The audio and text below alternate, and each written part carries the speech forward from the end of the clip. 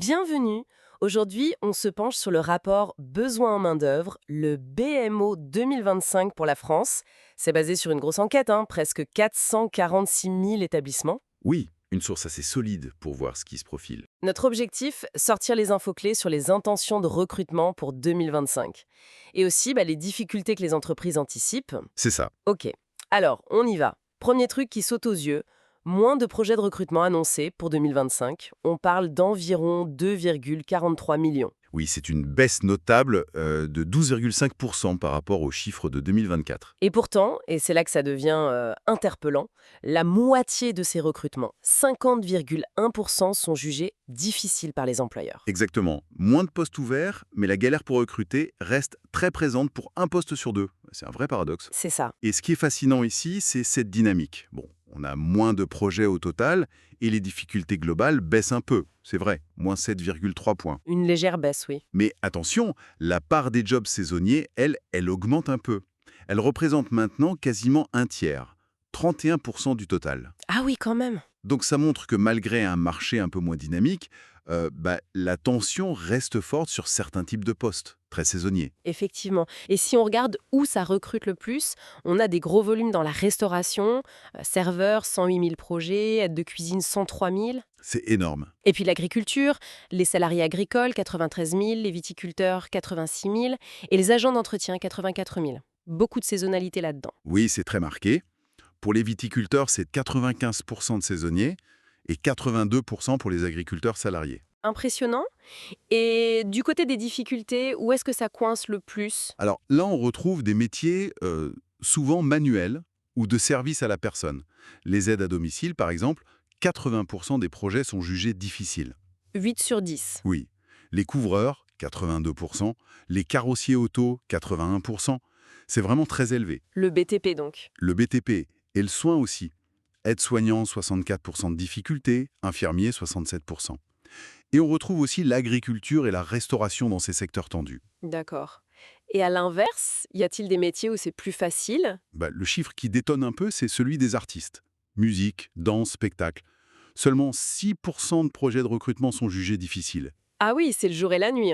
C'est un peu un monde à part, visiblement. Mais alors, d'où viennent ces difficultés massives dans les autres secteurs? Qu'est-ce que disent les employeurs? Alors, l'enquête complémentaire nous éclaire là-dessus. Deux raisons principales ressortent massivement. D'abord, la pénurie de candidats citée par 80%. Le vivier n'est pas là, quoi. Voilà. Et ensuite, les profils inadéquats, 79%. Ça veut dire manque d'expérience, de compétences techniques ou même parfois de motivation selon eux. D'accord. Et les conditions de travail dans tout ça? Le salaire, les horaires, la pénibilité? C'est intéressant, parce que ça vient après. Seulement 35% des employeurs citent ça comme la cause principale de leurs difficultés. Et le déficit d'image du métier, 24%. Seulement un tiers pour les conditions de travail? C'est moins que ce qu'on pourrait penser. Oui, même si on peut imaginer que la pénurie ou les profils inadéquats cachent aussi parfois un manque d'attractivité lié à ces conditions. C'est lié. C'est une bonne remarque. Et face à ces problèmes, qu'est-ce qu'elles comptent faire, les entreprises industrielles? Quelles sont leurs stratégies? Alors, elles ne restent pas inactives. La première stratégie, c'est de former elles-mêmes les candidats externes. 76% disent vouloir le faire. Former pour pallier le manque de compétences initiales. Logique. Exactement. Et puis, solliciter l'opérateur public, France Travail, ça reste un réflexe majeur pour 84% d'entre elles. D'accord. Et ensuite? Ensuite, elles essaient de rendre l'offre plus attractive, 65%, et d'intensifier leur recherche, multiplier les canaux, 73%. Et on sait aussi par l'enquête de l'an dernier sur 2024 qu'elles sont déjà normeuses à faire des concessions, non? Oui, tout à fait. Près de 8 sur 10, 78%, disaient accepter des profils moins expérimentés que prévu, et 74% des profils moins qualifiés. Donc elles s'adaptent, mais c'est une adaptation un peu subie faute de mieux. C'est un peu ça, oui. Une forme de pragmatisme forcé. Et si on regarde les types de contrats proposés pour 2025, est-ce qu'on voit des évolutions? On note une petite hausse de la part des CDI envisagés. Les contrats à durée indéterminée. Ils montent à 43,8%. Un peu moins de la moitié donc? Voilà. Ça veut dire que les CDD, les contrats à durée déterminée, restent majoritaires, 56,2%. Et ce sont plutôt des CDD longs, courts? Ah, ça c'est intéressant. Une grosse partie, plus d'un tiers des projets totaux, 36,7%, ce sont des CDD courts, de moins de 6 mois. Souvent lié à la saisonnalité ou au pic d'activité, j'imagine. Exactement, le surcroît temporaire d'activité, c'est le motif pour 58% de ces CDD courts. Quant au CDI, le motif principal, c'est de remplacer des départs définitifs, pour 40% d'entre eux. D'accord. Bon, alors, si on essaie de synthétiser un peu tout ça, qu'est-ce qu'on retient de ce BMO 2025? Bah, d'abord, un marché de l'emploi qui s'annonce moins dynamique en volume, moins de création nette prévue. Moins de postes à pourvoir, globalement. Voilà. Mais attention, l'attention, elle, reste très vive sur beaucoup de métiers essentiels. Le paradoxe est toujours là. Et les entreprises, elles sont un peu coincées entre leurs besoins et ce qu'elles perçoivent comme un manque de candidats adéquats. Oui, elles sont clairement face à un défi.